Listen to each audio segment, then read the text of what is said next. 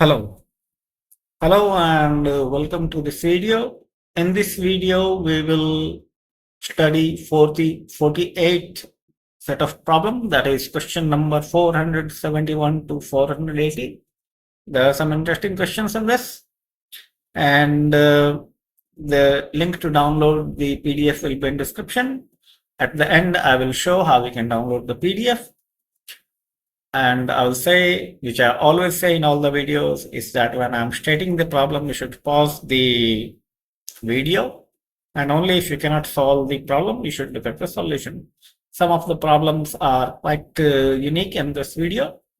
So let's get started. Question 471 says that find the condition that the roots of equation x cubed minus px squared plus qx minus r is equal to 0 may be in HP. So very straightforward problem. We let alpha, beta, gamma to be the roots of the given equation. Then from beta's relationship, we have alpha plus beta plus gamma is equal to P. Alpha beta plus beta gamma plus gamma alpha is equal to Q. And alpha beta gamma is equal to R. Now we take mean of HP, that is beta. So what beta will become is 3 alpha beta gamma by alpha beta plus beta gamma plus gamma alpha. Now the question is, how do we arrive at this result? Okay. So you look at this equation, you cancel out beta. Okay. So what you are left with is alpha beta plus beta gamma plus gamma alpha is equal to 3 alpha gamma. That means alpha beta plus beta gamma is equal to 2 alpha gamma. That means alpha beta plus beta gamma by 2 alpha gamma is equal to 1. So that's how you arrive at this result. Now you see this mean of HP, if you take I was wrong, it is not the mean of HP. It is the mean of 3 numbers, okay, in AP. So in AP, what would happen is that 1 by alpha plus 1 by beta plus 1 by gamma by 3, that would be the mean, okay? And so that's how we arrived at. So this is 3R by Q. Now this will be the root of the given equation. So we substitute 3R by Q and you simplify and you arrive at the condition 27R square plus 2P cube is equal to 9PQR. Now we move on to question 472. It says that f of x is equal to x cube plus bx square plus cx plus d, and f0, f minus 1 are odd integers. Prove that f of x is equal to 0 cannot have all integral roots. So we let alpha beta gamma to be the roots. Now it is given that f0 and f1 are, f minus 1 are odd.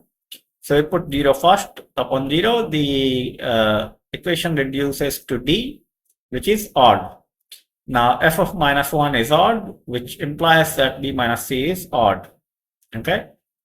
So how this is odd is because it is given that it is odd. So odd minus d, which will be an even number, odd minus odd will be even, and then you add 1 from this side, so that becomes odd.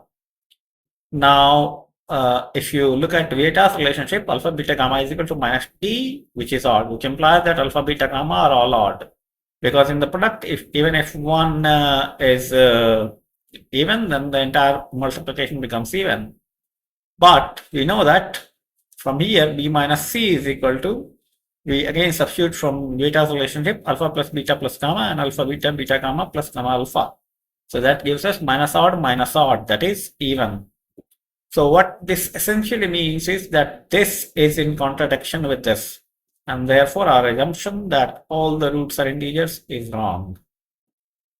Now we move on to question 473. Similar question. If equation 2x cubed plus x square plus bx plus 4 is equal to 0 has 3 real roots where a and b are 0, prove that a plus b greater than 6 into 2 to the power 1 by 3 plus 4 to the power 1 by 3.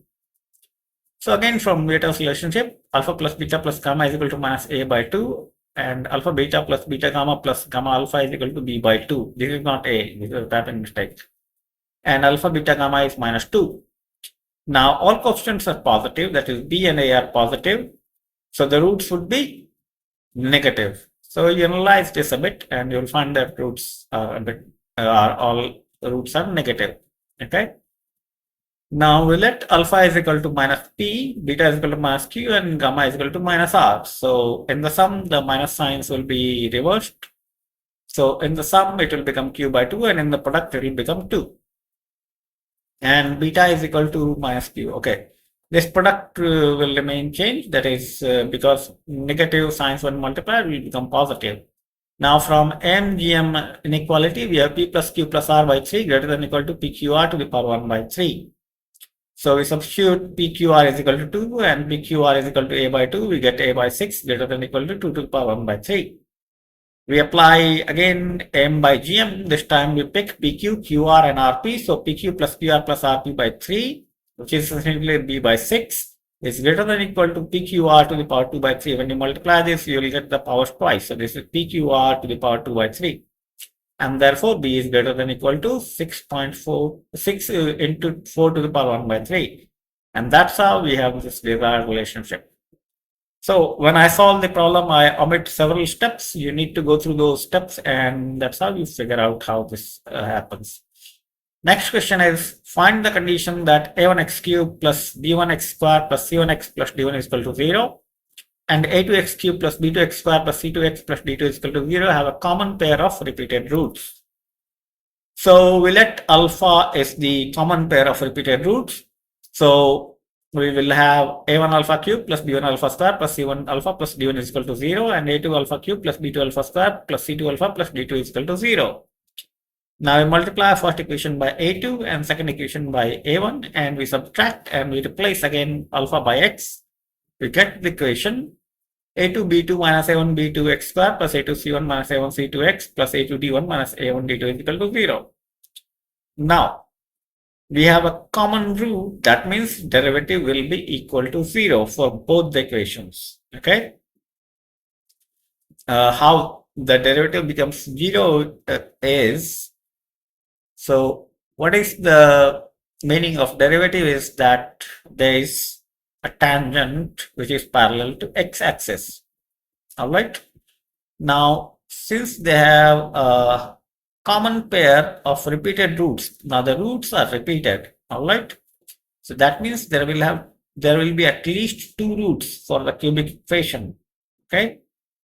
Now 2 roots means there will be at least one point where the curve will be parallel to x-axis. Just like if you see any equation of quadratic equation, 2 roots mean the curve will, the rate of increment or decrement will change sign once at least. That is what is the meaning of 2 roots.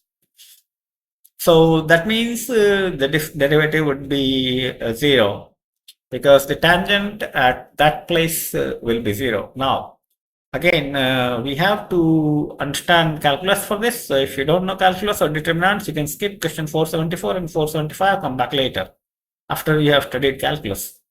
So derivatives, we compute 3a1x squared plus 2b1x plus c1 is equal to 0 and 3a2x squared plus 2b2x plus c2 is equal to 0, and then we eliminate x from determinants and we arrive at the desired condition. Question 475 is similar. It says alpha is a non-zero real root of the equation a1x squared plus b1x plus c1 is equal to 0. Find the condition for alpha to be a repeated root of the equation a2x cubed plus b2x squared plus c2x plus d2 is equal to 0. So following the same logic, what we do is we differentiate the second equation and we get 3a2x squared plus 2b2x plus c2 is equal to 0. Now we multiply the first equation with a2x and second by a1, and we subtract, we arrive at a1b2 minus a2b1x squared plus a1c2 minus a2c1 into x plus a1d2. And now we have 3 equations, the 2 which we have obtained and then the third one which is given, and then we eliminate x and we get the determinant as the desired condition. You can evaluate the determinant if you want. Question 476 says that if alpha, beta, gamma are real roots of the equation x cubed minus x squared plus bx minus c is equal to 0, prove that the area of the triangle whose sides are alpha, beta, gamma is 1 by 4 square root of a into 4ab minus a cubed minus 8c. So we let alpha, beta, gamma to be the roots and of the given equation. Then from beta's relationship, we have alpha plus beta plus gamma is equal to A, alpha beta plus beta gamma plus gamma alpha is equal to B, and alpha beta gamma is equal to C. Now this question requires the knowledge of trigonometry. So if you have not studied yet, you can skip this question and come back later after studying trigonometry. So suppose ABC are the sides of a triangle, length of the sides actually, and perimeter is 2s, that is a plus b plus c is equal to 2s, then the area is given by square root of s into s minus a into s minus b into s minus c. So s is basically a plus b by 2. In this case, our length of triangle are alpha beta gamma, so we substitute alpha beta gamma. So s is alpha plus beta plus gamma by 2, and s minus a is alpha plus beta plus gamma by 2 minus alpha, and so on. So now it's just a matter of simplifying this, and finally after simplification there will be a lot of simplification to be done. You will arrive at the desired condition that a into 4ab minus a cube minus 8c. Next question is 477. It says that if a less than b less than c less than d, then show that the quadratic equation mu x minus a into x minus c plus lambda x minus b into x minus d is equal to 0 has real roots for all real mu and lambda. So we have the given equation. We let f of x is equal to mu x minus a into x minus c plus lambda x minus b into x minus d is equal to 0. So first we look at fa. Once we put x is equal to a, the first term, that is this term, will become 0, and we will be left with lambda a minus b into a minus d. Then we substitute x is equal to c. We will be left with lambda c minus b into c minus d. Now f of a into f of c will be less than 0. Why it will be less than 0 is because you look at this relationship. A is less than b, less than c, less than d. So a minus b will be negative, a minus d will be negative. So f of a will be positive. And similarly, if you look at c minus b, that will be positive, but c minus d is negative, and therefore f of c will be negative, and therefore the product f of a into f of c would be negative, and similarly f of b into f of d will be negative. So we see that for AC and FBD, the sign is negative, and therefore from the sign scheme you can say that one root will be between A and C and second will be between B and D. Okay, so that's what we needed. All right, which is for real mu and lambda. Now question 478 says, show that equation 3x to the power 5 minus 5x cubed plus 21x plus 3 sin x plus 4 cos x plus 5 is equal to 0 can have at most one real root. This is a very interesting problem. So what we do is we compute f of minus infinity. This is minus infinity, not plus infinity. Okay, it's a typing mistake. So f of minus infinity would be minus infinity. Why? Because for very large x, this term will dominate. And similarly, f of infinity would be positive infinity because again this term will dominate. Okay. Now we compute f dash x. So what we get is 15x to the power 4 minus 15x square plus 21 plus 3 cos x minus 4 sin x, which we can write as 15 into x to the power 4 minus 2x square plus 1 plus x square plus 6 plus 3 cos x minus 4 sin x. Now this is greater than 0. So how this is greater than 0? So we look at the condition. So this is nothing but x square minus 1 whole square, that is x to the power 4 minus 2x square plus 1 can be written as x square minus 1 whole square, which is always positive. And then this x square is always positive. Now we look at 3 cos x minus 4 sin x. So we want to maximize 3 cos x minus 4 sin x, or rather minimize it so that it becomes as big a negative number as possible. So to do that, we have to maximize 4 sin x. Now maximum value of sin x is 1. So the maximum value of 4 sin x is minus 4. And if that is the case, cos x will become 0. Okay. Now if cos x becomes 0, what happens is that the sum would be minus 1. But here is a 6, which is the dominating term. If you go to the other end where cos x is maximum negative, then it will be minus 3. And this would be plus 4, 0. So again, it does not work. So no matter what you do, if you actually want to compute this, what would be the equivalent computation is, you can make it 3 by 5 and you can make it 4 by 5. Okay. And let cos theta is equal to 3 by 5.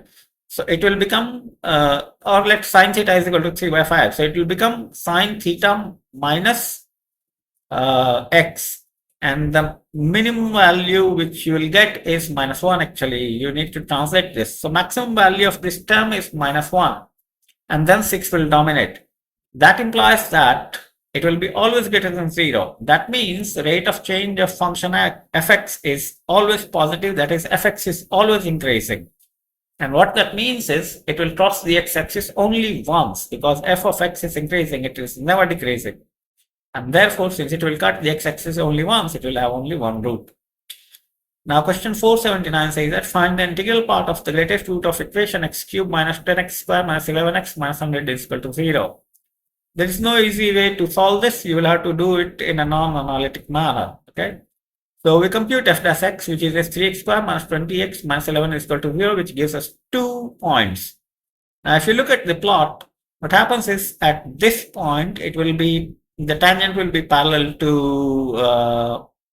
x-axis, and over here it will be parallel to x-axis. So the larger of these values is 7.16. But if you see, f of 8, f of 9, f of 10, f of 11 are all increasing but less than 0. But f of 12, if you compute, it is greater than 0. So the root lies between 11 and 12, and therefore the integral part would be 11. Now I think we will come to the most interesting problem of this set, that is the last question, 480. If n is in the set of natural numbers and a0 through an are set in set of integers, and an and a0, a1 through an are odd numbers. So this sum is odd number and an is also odd number. Show that equation a0 x to the power n plus a1 x to the power n minus 1 plus a2 x to the power n minus 2 through an cannot have integral roots. So note that a1, a2 and so on things are integers, okay? So what we do is we call this f of x. So we let this f of x as x minus m into bn. This should be x to the power n minus 1. This should be bn minus 1. Otherwise, the powers will reach x to the power n plus 1. So there is a typing mistake here. Now we let this in such a manner that b0 through bm are the set of integers, all integers, okay? Because a0, a1, a and so on are integers, okay? Now, if you look at this, f of x, if you put x is equal to 0 in this, you will get an, which is odd. And if you put a1, the sum will be odd, okay? That means f0 and f1 both are odd. Now, if you look at this, f of 0 is equal to minus m g of 0, and f of 1 is equal to 1 minus m into g1. Now, g0, g1, we don't care about, okay? They can be odd and they can be even. What we focus on is the minus m part and 1 minus m. Now, both m and 1 minus m cannot be odd and even at the same time. If you take m odd, 1 minus m will become even, okay? And if you take m even, it will become odd. Now, that actually what it means is either f0 or f1 will be even. But we are given that, well, both are odd. So there is something wrong. So what is wrong is this assumption, okay? This assumption means that there is a real root m. But the assumption turns out to be wrong. So there cannot be such a factor m of the given polynomial. And that essentially translates to the fact that it does not have integral roots. So this solution is not very obvious unless you are very clear with theory, okay? So some of the questions were quite unique. For example, 478 was quite unique. If you don't construct this x to the power 4 minus 2x squared plus 1, you are in soup and you will have a big problem. So see, these problems now involve multiple concepts, determinants, derivatives, and trigonometry and all that. So quite complicated problems can be formed, and then this used n-gm inequality and so on. So with this, we come to the end of this video, and I hope that you have enjoyed this video and found it useful and informative and blah, blah, blah. So we will meet tomorrow with 10 more problems. I will fix the typing mistakes as much as I can remember on top of my head, and make use of the comment box if you did not understand anything, and if you can spot more typing mistakes or as such mistakes, please do let me know and I'll patch the PDF. As I said, I'll show you how to download the PDF. So the link will be in description, but if you want, you can hop onto my website. You can download the algebra book from the second link, and you can download the trigonometry book from the third link. Be warned though, there can be a lot of typing mistakes in both the books, okay? Because I have gone through the books only once. I've not read it again. So there can be typing mistakes. And the second problem is that when I solve the problems, I solve straight up in the editor. I don't use pen and paper, so it is just mental calculation. So there can be a lot of typing mistakes. There can be wrong solutions and so on.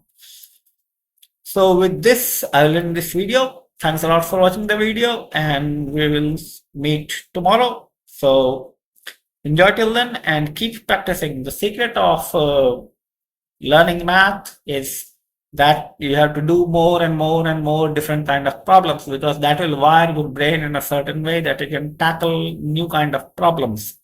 If you don't do that, you are never going to succeed in the field of mathematics.